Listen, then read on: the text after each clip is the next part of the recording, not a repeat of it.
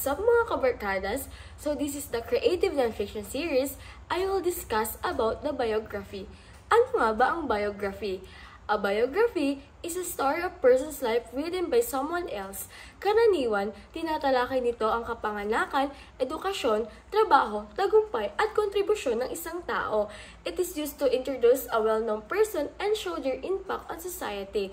Example, si Dr. Jose Rizal, bayani ng Pilipinas, na sumulat ng No Limit Tangere at El Filibusterismo upang ipaglaban ang kalayaan. So ngayon, bibigyan ko kayo ng 6 tips on how to write a biography. Number 1, get permission. If the person is still alive, ask for their consent and conduct interview for accurate details. Number 2, do your research. Gathered information about sa person na gagawan mo ng biography. Number 3, form your thesis. Identifying the main idea or theme of the person's life. Number 4, make a timeline. Organize events chronologically to clearly show the progression of their life and achievements. Number 5, use flashbacks. Instead of strictly following a timeline, use flashbacks to make the story more engaging and dynamic.